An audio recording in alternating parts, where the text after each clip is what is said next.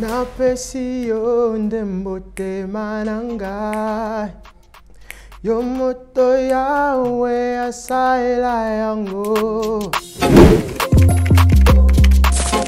Canapé. Le seul sport que je fais, c'est la musique. Bon, c'est pas le seul. Concert, live, musicien, choriste, armada.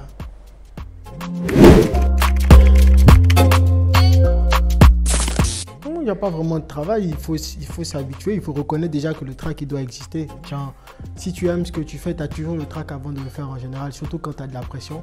Mais après le reste, en vrai, c'est juste. Et je pense qu'objectivement, c'est J Balvin. En fait, j'ai un top 3. J Balvin, Wizkid et Drake. Tu vois? Mais je suis sûr qu'avec J Balvin et Wizkid, en fait, je pense que J Balvin, on va juste se faire 1 milliard de vues, tu vois, direct, en 24 heures même, je sais pas, mais je pense que ça va être J Balvin, c'est le top 3 en tout cas, J Balvin, Wizkid et Drake.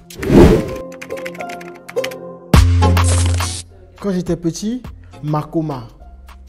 Ouh, Makoma, je pense que c'est un des... Yeah, Makoma, je devais avoir 10, 11 ans, au Bénin. Pour moi, c'était, et ça reste l'un des meilleurs groupes que je kiffe. J'étais avec mon grand frère, je devais avoir 10, 11 ans. Et je pense qu'il me tenait la main à un moment donné. Les gars étaient sur scène et tout, c'était super chaud. Et ils ont demandé, ouais, est-ce qu'il y a des gens dans la salle qui peuvent venir chanter nos chansons, etc. Le temps que mon grand frère fasse ça, là, moi j'étais plus là, j'étais déjà sur scène. Je suis monté sur scène, j'ai chanté, je me rappelle. Après ça, d'ailleurs, même ils ont tout fait pour connaître chez moi, pour connaître mes parents.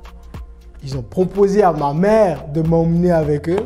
C'était de la folie, hein, parce qu'eux, pour eux, à 11, 12 ans, pour eux, j'avais déjà un certain potentiel. Ils étaient en mode, ouais, non, le jeune, il a un talent, il a quelque chose, venez, nous, on a une famille. Ma mère dit, quelle famille? Tu bouges pas. Donc, ouais, c'était Makoma.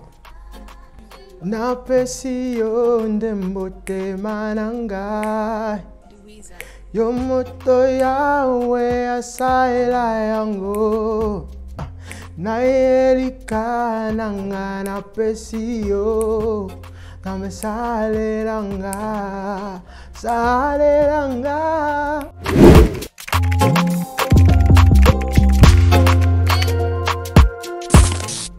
Nous, on écrivait des lettres à l'époque. Nous, on est old school.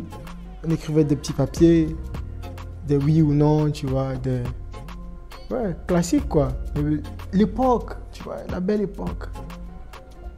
Donc, yeah, c'était des lettres. Hein.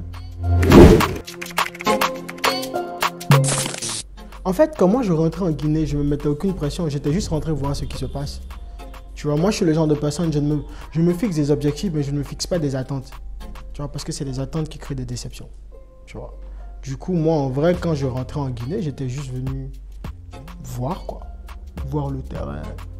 Tu sais, l'avantage quand tu fais de la musique, ton travail, c'est que, en vrai, je pouvais le faire de partout. J'étais en Côte d'Ivoire, tout se passait bien. Avant, j'étais aux États-Unis. Tu vois, le digital permet que tu sortes de la musique.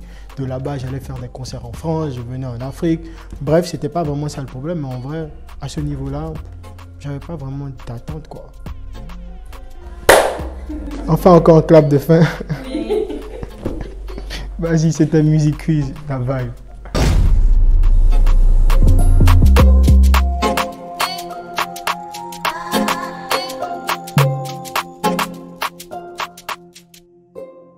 Louisa.